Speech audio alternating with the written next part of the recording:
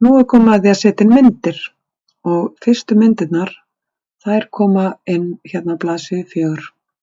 Þannig að við skrollum þangað og það þar sem að fyrsta fyrirsögnin fjölgreindir. En ef þið kíkið hérna efst uppi, þá sjáið það stendur að skjalið ykkar í compatibility mode.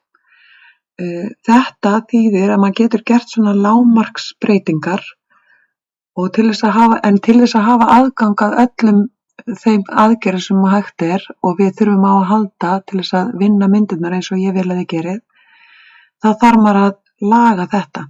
Það gerum við, tökum þetta úr compatibility mode með því að ýta hérna file upp í bláa og þá sjáum við efst hér uppi stendur compatibility mode og hér takki sem þið getið ýtt á sem stendur convert á og við ætlum að smella á hann.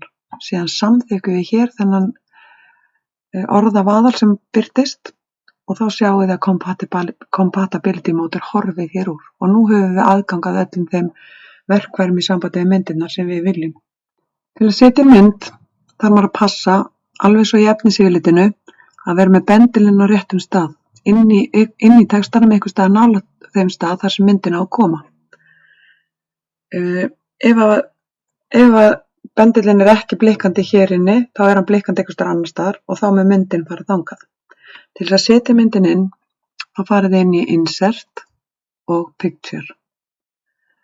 Þá opnast þetta og hjá mér opnast þetta á réttu stað því ég var búin að finna möppuna en þið þurfum auðvitað að fara og leita að ykkar myndum undir this PC inn á ykkar disk og inn í tölvu 7. bekkur eða 8. bekkur eftir hvort þið eruð og síðan veljið réttu myndina, notið bara fyrir myndina til þess að sjá hana. Ef þetta kemur ekki upp sem myndir hérna hjá ykkur, þá getið smellt hérna þetta tákn. Þegar þetta lítur svona út hjá ykkur, þá getið smellt hérna þetta tákn. Þá kemur þetta upp sem myndir og þið getið stjórna stærðin á myndunum með því að fara hér í örina og velja að þetta sé stærra. Núna ætla ég að velja bara málgreindina og þá sjáum við að myndin, hún fer bara inn í línuna og býr til rosalega mikið pláss inn á milli lína. Þetta viljum við ekki hafa svona. Við viljum að breyta því sem heitir textaskrið eða text wrap og hérna uppi, en líka getur maður gert það með því að smella hérna á og maður velur hérna square. Þetta þýðir að textin, hann getur verið alls staðar í kring, hvar sem maður alls staðar texti eitthvað staðar í kring. En við ætlum að hafa myndina hérna og þið sjáu þessi grænu strik sem myndast rétt ofan við málsgreinina og hægra megin, þannig viljum við hafa hana. Þá hún rétt staðsett í spássi hérna og svona bara rétt við efri brúnina á textanum. Nú ætlum við að setja inn textaboxi hérna með myndatextanum. Það gerum við á nákvæmlega sama hátt og við þurfum að passa að vera ekki með myndina valda á meðan við gerum það, heldur þurfum við líka að smella inn í textan nálægt þeim stað sem að textaboxi á að koma. Ef við hefum myndina valda, þá mun textaboxi koma í staðinn fyrir myndina og í þessu tilfelli viljum við það ekki. En núna förum við bara aftur hér inn í insert og í staðinn fyrir að velja picture, þá veljum við hérna textbox hérna sem lengra hérna til hægri. Og við veljum simple textbox sem þessi efsti til vinstri. Kemur ykkur rosa romsa en við getum bara skrifa beint mynd 1 og þá hérna sjáum við að textaboxi okkar næstu tilbúið en hér engin rammi og þetta textabox hér hvítt og við ætlum að breyta þessu, við viljum hafa það gegnsætt og við viljum ekki hafa neitt ramma. Þá þurfum við sérst að velja textaboxið, það gerum við með því að setja bendilinn hérna rétt á brúnina á boxinu, þá breytist hann og verður svona kross með örfum, þá getum við valið.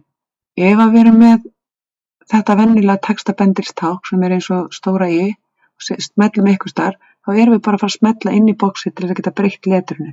En við þurfum sérst að draga þetta nær brúninni til þess að breyta þessi krossin með örfunum til þess að geta valið boxið sjálft, þá hættir þetta blikka hérna inni. Og viljum að mjókka þetta aðeins að því þegar uppi staði ætlum við bara að hafa þetta jafnbreytt og myndina. Og núna sjáum við þegar þetta hérna valið að við getum farið hér upp í drawing tools, kannski ef þetta væri hér eða væri hérna inni, þá verður þetta svæði hérna uppi dökkblátt sem þýðir að við höfum möguleika á að breyta einhverju, nota einhver verkfæri sem eru þá hér undir til þess að breyta. Og þið sjáu að þetta breytist og við ætlum að fara hér í shape fill sem þýðir fylling, hvernig hún á litin. Og við ætlum að ýta á öruna hérna hægra megin og við ætlum að segja no fill. Þá verður þetta glært og ég get fært þetta hingað, þá sjáu þetta er orðið hérna gegnsætt. Og við ætlum að fara hér í shape outline sem þýðir útlínunarforminu. Við ætlum að smella það og segja no outline. Þannig að núna þegar við blikka hér fyrir utan, smelli fyrir utan, sjáu að þetta er hvorki með útlínu né hvítt. Og núna til þess að velja þetta, þá er þetta alltaf erfitt að gera það, eða gæti virst erfitt, af því að pendillinn breytist bara þegar maður fer á letrið og maður getur smellt þess að breyta letrinu, en ef maður alveg svo áður fer hérna út af brúninni, þá breytist pendillinn og við getum smellt og haldið og dregið. Og það er mjög ágætt að venja sig á að hafa boxið bara jafn breytt á myndin. Ef maður hefur of mjótt, þá getur hann lyft ykkur orði og vart að fara hérna hægra megin og við viljum það ekki. Ok. Þá erum við búin að setja inn fyrstu myndina og fyrsta textaboxið og við erum búin að verja dálítinn tíma í það, að setja inn alls kyns stillingar. Við getum kallað það kannski stílsnið. Við erum búin að taka ramman og fyllingun út úr textaboxinu. Við erum búin að setja inn öðruvísi textaskrið á myndina og við viljum kannski ekki þurfa að gera þetta allt í hverja einustu mynd. Og það vill svo vel til að við getum sloppið við það. Núna ætlum við bara, við erum með myndina valda eða ekki, smellum á hana þess að velja og síðan höldum við kontrolltakinu niðri og smellum á myndaboxið eða textaboxið. Og þið sjáu að það er ekki hægt, maður má ekki nota pendilinn hérna til þess að gera þetta, þá viljum maður ekki boxa heldur bara orðin, heldur þarf maður að fara með pendilinn aðeins neðar eins og áðan og þá kemur svona ör með plús og við smellum, þá erum við búin að velja myndabóksið. Nei, textabóksið líka. Það er líka hægt bara að smella svona með krossinum og örfunum og halda kontroll niður og ýta á myndina. Það gerir sama gagn. Jæja, núna er þetta hvort ekki valið og þá heldum við kontrolltakanu niðri. Þið sjáuð, maður getur nota kontrolltakan til mjög margra hluta og við höldum honum niðri og ýtum á D. Þá sjáum við að þetta tvöfaldaðist. Nú þurfum við bara að smella og halda og draga myndina á réttan stað fyrir næsta kafla.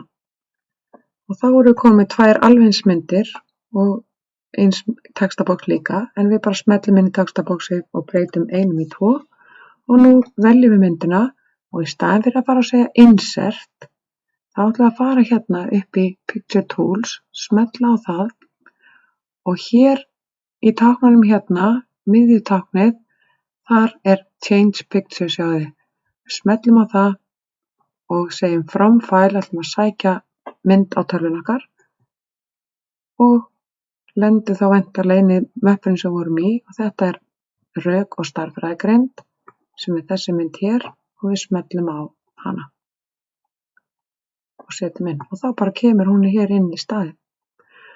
Þannig að þið sjáu að það er mjög fljótlega að skipta myndir. Maður sem hefur myndina valda, heldur kontrolltakinu niðri, smellir á og velur líka textabóksið, þannig að hvort ekki sé valið, heldur kontrollin þá niðri og ýtum á D og þá er myndin búin að tvöfalda sig og við förum niður og pössum að þessi línan sé ekki við fyrirsögnina, efri línan sjá eins og er hér, heldur förum niðar og höfum hana við textan, sleppum þegar þið komum á réttan stað, breytum þessu í 3 og förum svo hér upp í Picture Tools, Change Picture, veljum og nú er það rýmisgreind sem var augað og svo gerum við þetta svona koll og koll þegar allar myndirnar eru komnar á sinn stað.